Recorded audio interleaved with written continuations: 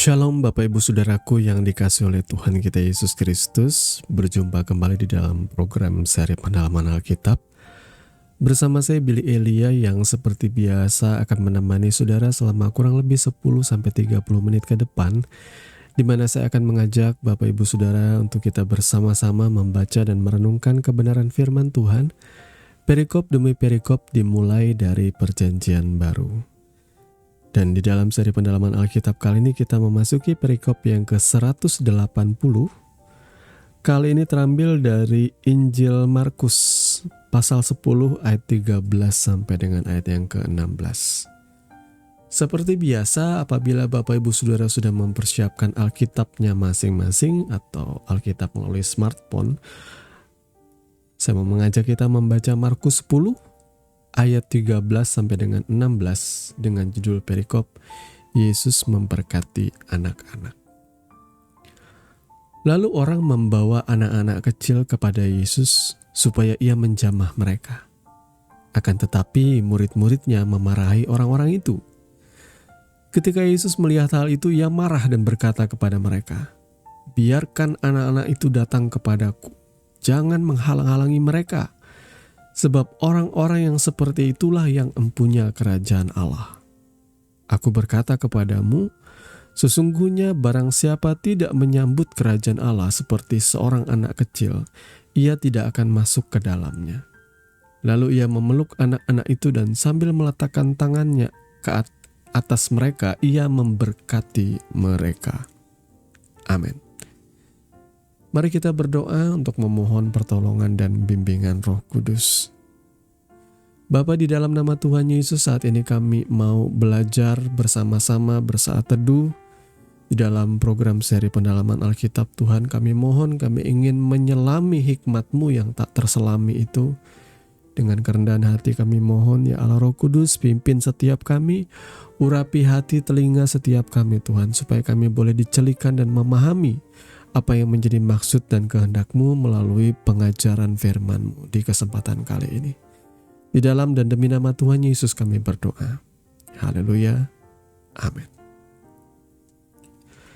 Bapak Ibu Saudaraku yang dikasihi oleh Tuhan kita Yesus Kristus, tidak terasa kita sudah memasuki episode atau perikop yang ke-180 ya, di dalam program seri pendalaman Alkitab. Saya sekalian mau mengingatkan buat Bapak Ibu Saudara yang mungkin baru pertama kali mendengarkan seri pendalaman Alkitab ya di channel ini, dan saudara merasa sudah kelewatan, silakan saudara bisa lihat di playlist kita. Saudara boleh kembali mendengarkan perikop yang pertama atau bagian yang pertama dalam seri pendalaman Alkitab yang saya percaya akan menolong saudara untuk memahami kebenaran firman Tuhan, saudaraku ya. Baik, kita akan melanjutkan. Ya, sekali lagi perikop ini bersambung, saudaraku ya. Perikop itu kan pembagian-pembagian seperti pembagian judul dan tema ya. Sebenarnya di naskah aslinya itu tidak ada seperti itu ya. Tapi tidak lantas juga ini artinya menyimpang, enggak. Maksudnya kita memberikan judul untuk menolong kita memahami konteks yang dibahas ya. Karena di dalam manuskrip atau naskah aslinya itu kan tidak ada penomoran ayat dan sebagainya, tidak ada judul. Dan itu dilakukan oleh ahli-ahli penerjemah Alkitab dan badan-badan yang dianggap ya sahih ya, yang kompeten dan kredibel untuk melakukannya ya, sehingga memudahkan kita di dalam mempelajari ya bagian-bagian kitab suci. Kemudian dibuat judul-judul atau perikop ini ya untuk menolong konteks pembacaannya. Maka kita sebagai orang percaya, sebagai umat Kristen, tidak boleh menjadi umat Kristen yang suka mencomot-comot ayat lalu diasumsikan secara pribadi dengan pikirannya sendiri. Karena sekali lagi kitab suci yang kita baca ini, baik Perjanjian Lama yang merupakan 100% tanakh Yahudi, saudaraku ya, tidak ada kita tambahi 100% tanakh Yahudi, yang merupakan nubuat mengenai kedatangan Mesias dan penggenapannya ada di dalam Perjanjian Baru, saudaraku ya. Usianya itu sudah ribuan sampai ratusan tahun bukan ratusan sih, memang ribuan ya. Ribuan tahun yang lalu. Kalau ratusan tahun kan banyak kitab-kitab yang palsu ya. Ya, kitab Perjanjian Lama terlebih lagi sudah ada ribuan tahun sebelum Perjanjian Baru, saudaraku ya. Sudah jauh lebih kuno lagi. Jadi kenapa saya bilang jangan saudara mulai tafsirkan atau artikan dengan hikmat saudara sendiri, karena usianya yang sudah ribuan tahun ini tentu akan ada gap kultur dan gap generasi, gap zaman ya, perbedaan zaman yang sangat jauh. Nggak bisa saudara memahami firman Tuhan ini dengan sudut pandang kita orang Indonesia ya zaman sekarang, lalu saudara mengartikannya sekehendak perut saudara. Saudara akan jadi sama seperti orang-orang yang ngaku mualaf di luar sana, yang sok-sokan mengupas firman Tuhan, tapi mereka sebenarnya minta ampun bodohnya ya. Saya bilang terus terang bodoh sekali. Ngaku-ngaku Kristen dulunya, tapi dari cara mereka mengupas firman Tuhan saya tahu ini pembohong semua ya. Ya biasalah. Orang-orang seperti ini ya kalau nggak ngibul ya cabul, saudaraku ya. Jadi kita sebagai orang percaya, kita harus mengupas firman Tuhan menurut konteks. Saya suka sekali mendengar ada seorang di sosial media ya, dia berkata bahwa saya adalah keturunan Yahudi, dia bilang.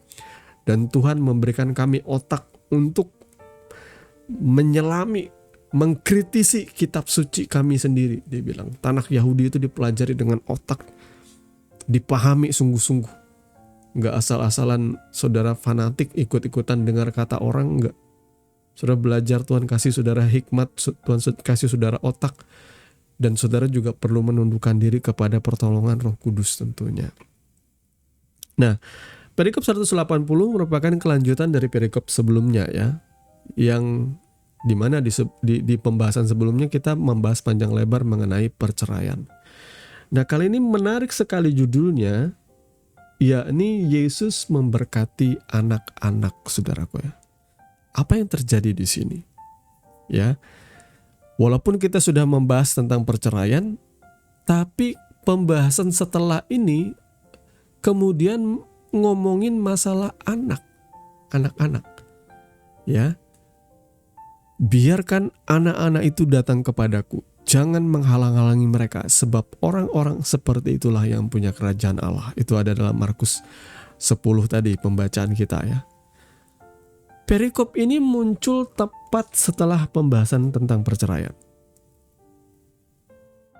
Bagi saudara pembaca modern ya, makanya saya bilang tadi gap generasi, pembaca modern zaman sekarang.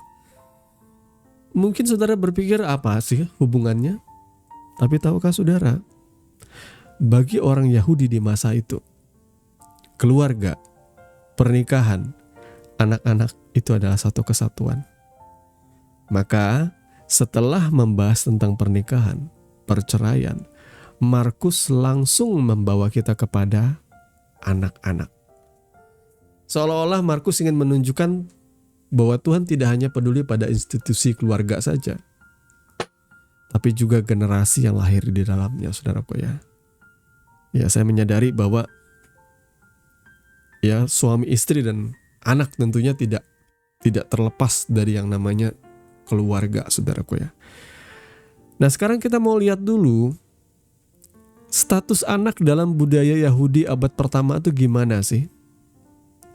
Kita seringkali salah memahami karena kita suka menilai sudut pandang kita tentang anak itu ya dari sudut pandang kita zaman sekarang.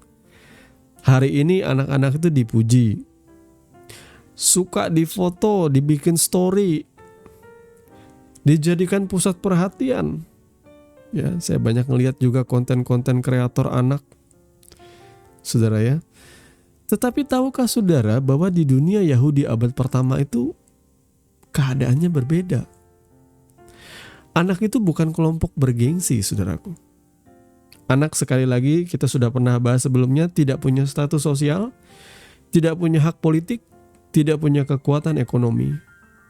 Bahkan tidak dianggap penting dalam diskusi bahasan dari para rabi atau para guru-guru agama Yahudi. Mereka dikasih oleh keluarga, tetapi dalam struktur sosial mereka berada di lapisan paling bawah. Ya, paling tidak dianggap lah. Jadi kalau orang Yahudi di masa itu bicara tentang orang penting atau melabeli orang penting, mereka cuma bisa memikirkan orang penting itu tentunya rabi, imam, tua-tua, dan pemimpin. Jadi bukan anak-anak. Nah, pertanyaan yang ketiga, mengapa murid-murid menghalangi? Markus 10 ayat 13, orang membawa anak-anak kepada Yesus supaya ia menjamah mereka, tetapi murid-murid menegur mereka.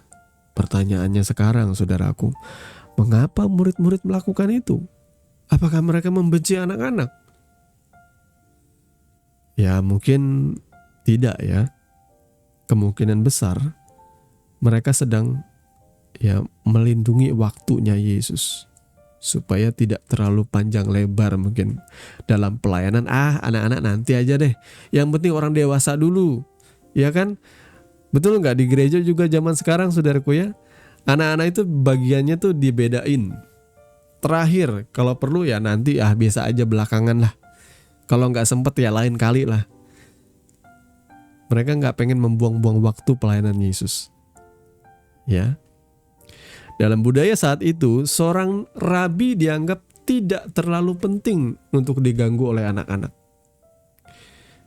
Murid-murid mungkin berpikir begini, guru kita sedang mengajar hal-hal penting.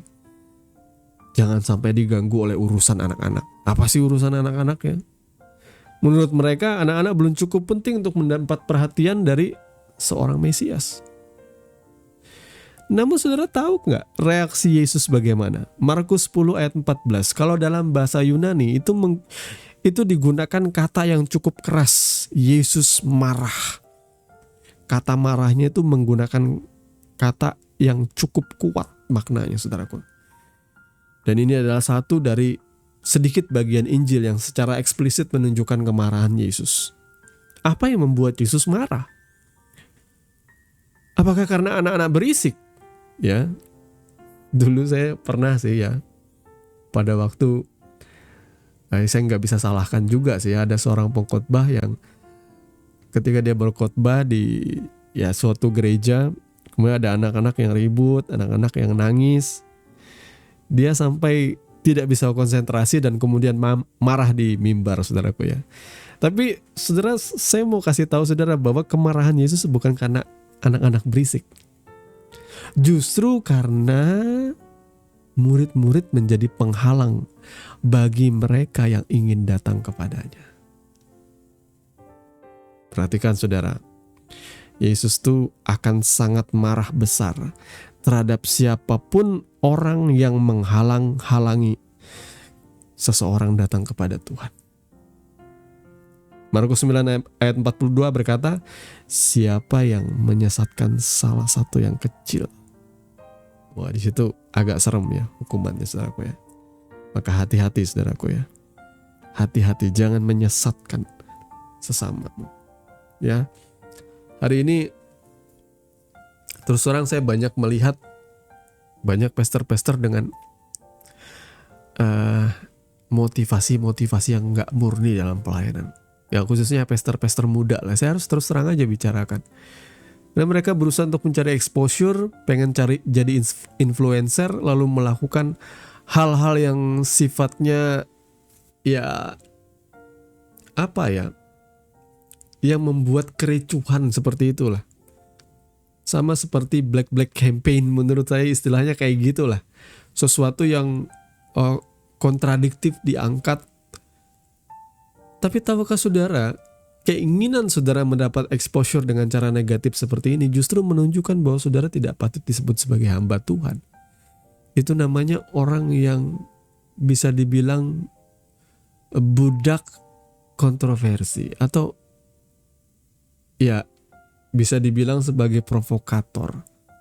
Nanti saudara tidak menyadari bahwa kehidupan saudara justru menjadi batu sandungan, membuat orang tidak lagi datang kepada Yesus dengan sungguh-sungguh. Ya, banyak orang yang pengen cepat naik daun dengan cara-cara yang nggak benar ya. Saya bilang seperti itu. Mana kemurnian hamba Tuhan? Kalau saudara haus akan exposure, pengen viral di sosial media lalu membuat hal-hal yang aneh-aneh, membuat penampilan saudara nyentrik dan sebagainya, dan saudara mengaku seorang pastor atau hamba Tuhan. Coba selidiki lagi hatimu. Apakah engkau betul-betul hamba Tuhan? Takutnya apapun tindak tanduk saudara malah menjadi batu sandungan. Nah, saudaraku yang dikasihi oleh Tuhan kita Yesus Kristus, dalam poin ini ketika Yesus memarahi murid-murid itu ya, karena ada orang yang membawa anak-anak kepada Yesus. Apakah Yesus sedang bicara soal keselamatan anak-anak? Ya, sebagian besar orang atau teolog ya atau gereja mengatakan bahwa ini adalah ayat mengenai keselamatan anak. Tapi sebenarnya jujur, fokus utama perikop ini sebenarnya bukan itu. Fokus utamanya justru inilah karakteristik kerajaan Allah. Dari Markus 10 ayat 14 berkata apa? Orang-orang yang seperti itulah yang empunya kerajaan Allah. Perhatikan, Yesus tidak berkata karena mereka masih kecil, tetapi orang yang seperti mereka ini. Yesus sedang mengambil ilustrasi melalui anak-anak ini. Apa yang dilihat Yesus dari anak-anak ini? Karakter apa yang dilihat oleh Yesus? Dalam budaya Yahudi, anak kecil identik dengan ketergantungan. Ya jelas, anak-anak itu tidak bisa hidup sendiri. Mereka bergantung penuh kepada pemeliharaan orang tuanya. Yang kedua, anak-anak kecil identik dengan kerendahan hati. Mereka tidak memiliki status, tidak punya prestasi, tidak punya jabatan. Yang ketiga, karakter yang dimiliki anak-anak adalah kepercayaan. Anak kecil percaya kepada orang yang memeliharanya. Maka Yesus sedang berkata, kerajaan Allah diterima oleh orang yang datang dengan ketergantungan kepada Allah, bukan oleh orang yang merasa hebat. Jadi Bapak Ibu Saudaraku, selidiki. Ada nggak jemaat yang seperti anak-anak ini? Berapa banyak gembala yang notice dengan jemaat yang ya secara ekonomi kehidupan mereka pas-pasan, mungkin bisa dikategorikan sebagai orang yang miskin? Apakah pastor atau gembala punya waktu untuk mereka dan menyadari keberadaan mereka? Atau saudara jauh lebih notice kalau seandainya di sebuah ibadah ketika ada orang kaya yang tidak hadir, saudara akan, mana ya bapak ini ya? Nanti saya akan hubungi dia. Saudara lebih notice dengan orang-orang yang tampaknya penting di dalam gereja. Orang-orang yang pernah menyumbang besar untuk pembangunan gereja mungkin. Atau orang yang berada dalam circle pemerintahan yang punya jabatan yang cukup mentereng. Atau mereka adalah seorang pengusaha yang tajir melintir. Saudara notice, saudara menyadari, saudara perhatian. Tapi saudara lupa, karakter dari anak kecil ini ada pada diri orang-orang yang setia beribadah walaupun mereka datang dengan harus jalan kaki atau naik angkot atau naik angkutan umum. Apakah saudara pernah memperhatikan mereka? Ya. Apakah saudara pernah menganggap orang-orang ini berarti, berharga? Jangan remehkan orang dari status sosial, saudaraku. Di hadapan Tuhan kita semua sama. Jangan dibeda-bedakan. Ya.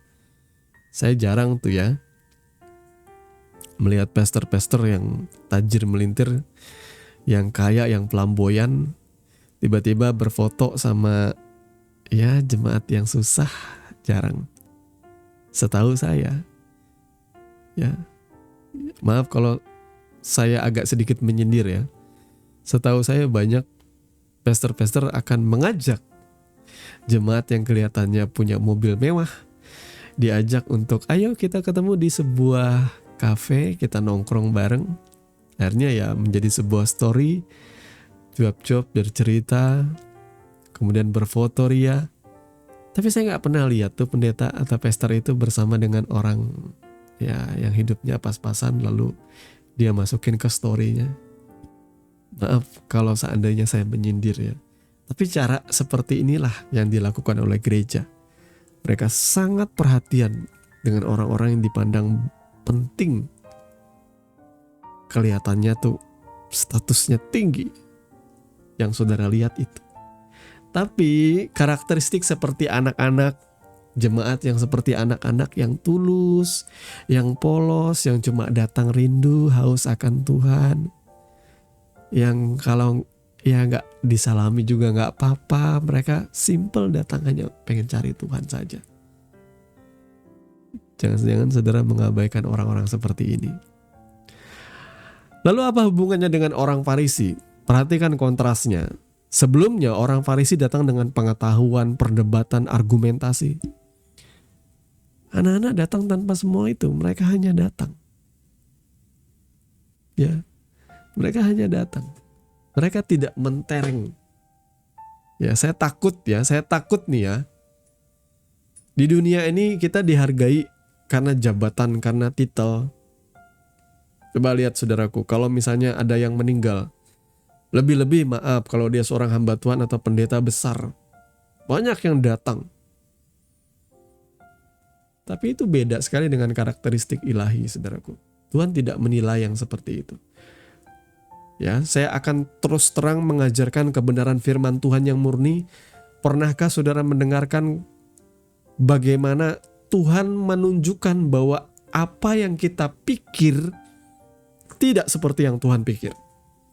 Ketika banyak orang memberikan persembahan yang besar, mata Yesus hanya tertuju kepada perempuan, seorang janda miskin yang memberikan 2 peser.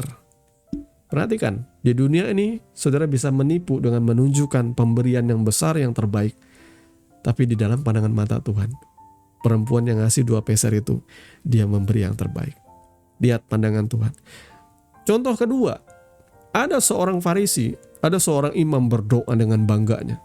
Tuhan, aku bersyukur aku berpuasa. Aku bersyukur aku tidak seperti orang pemungut cukai itu.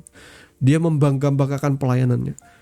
Sementara pemungut cukai tertunduk dan berkata, Tuhan ampuni aku. Aku ini orang yang berdosa. Lalu Yesus berkata, doa mana yang dikenan oleh Tuhan? Sesungguhnya doa pemungut cukai itu yang dikenan oleh Tuhan. Ini juga sama saudaraku ya. Dunia akan menilai bahwa ya tentunya imam lebih rohani dong. Ternyata Tuhan lebih memuji doa dari pemungut cukai loh. Saudaraku ya. Tapi jangan bilang bahwa saudara pengen jadi penjahat supaya berdoa saudara dengar Tuhan. Enggak. Pemungut cukai dalam konteks ini dia berdoa dengan sungguh-sungguh dan merendahkan hati dan mengakui ia berdosa. Ya, bukan apa yang kelihatan. Ya. Jadi saya juga tidak sedang mengajarkan saudara kalau ada rohaniwan atau pendeta yang meninggal lalu saudara bilang, belum tentu juga dia tuh masuk surga. Jangan juga saudara seperti itu ya. Artinya saya ingin menunjukkan kepada saudara karakteristik, bukan yang kelihatannya baik, yang hebat, yang luar biasa di mata manusia. Itu hebat luar biasa di mata Tuhan. Sekalipun saudara nggak punya titel pendeta, bahkan saudara nggak punya gelar doktor teologi atau magister teologi, nggak apa-apa. Yang penting saudara mengikuti Tuhan dengan sungguh, dengan kerendahan. Saudara bersikap seperti anak-anak ini. Tidak memandang semua bakat, kemampuan, talenta saudara, bahkan pendidikan akademismu seakan-akan engkau lebih baik daripada orang lain. Enggak.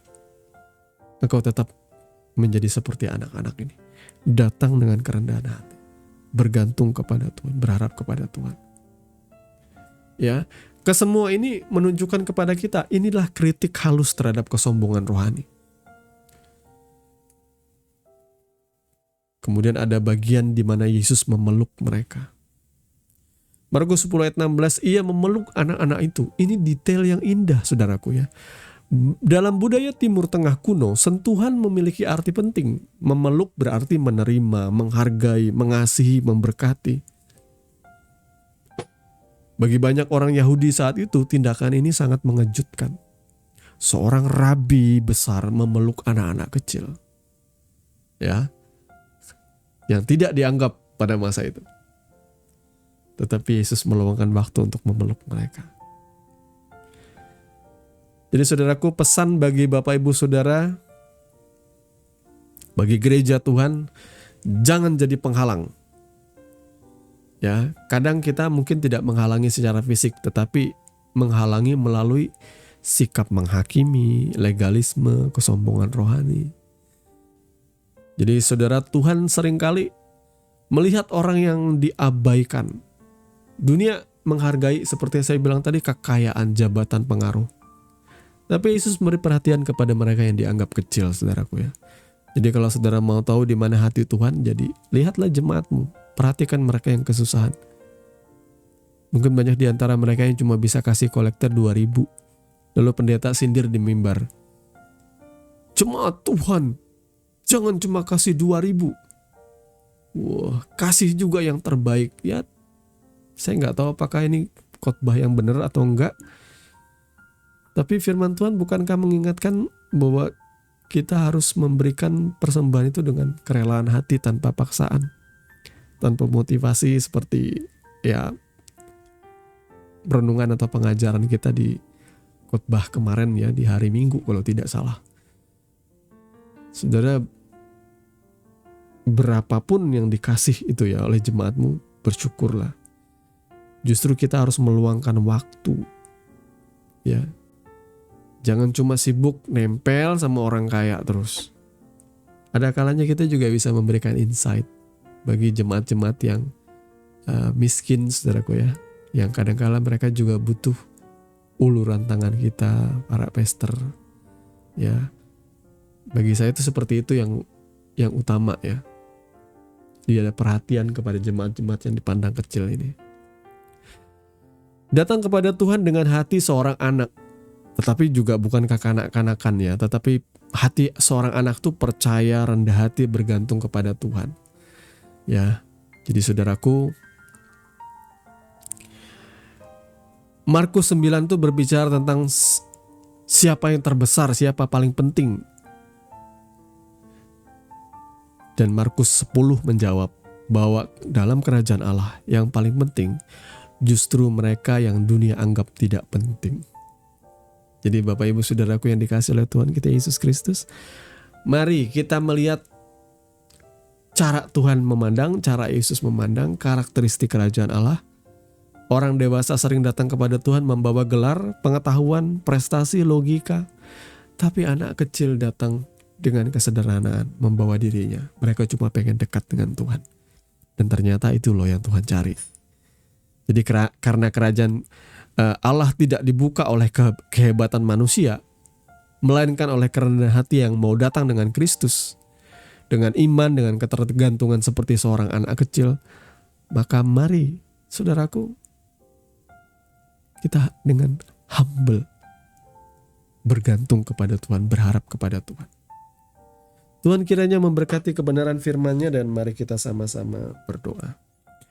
Bapa, di dalam nama Tuhan Yesus, saat ini kami datang kepadamu memohon hikmat dan pengertian melalui kebenaran firman yang sudah sama-sama kami renungkan. Tuhan, kami percaya Engkau sudah menegur kami, mengingatkan kami, mengajar kami. Dan biarlah apa yang kami sama-sama renungkan boleh kami ingat siang dan malam, dan boleh menjadi suri tauladan, boleh menjadi panutan, boleh menjadi tuntunan dalam kehidupan kami, Tuhan. Terpujilah nama-Mu kekal selama-lamanya. Kami bergantung kepadamu Tuhan. Kami mau merendahkan hati hidup kami kepadamu Tuhan. Tuntun kami Bapa, supaya kami boleh tetap menjadi pribadi yang humble, pribadi yang tidak membanggakan apa yang ada pada kami. Ya, tidak menjadi sombong dan merendahkan sesama kami. Tapi kami betul-betul belajar menjadi sama seperti anak kecil yang simple, yang pengen selalu dekat dengan Tuhan.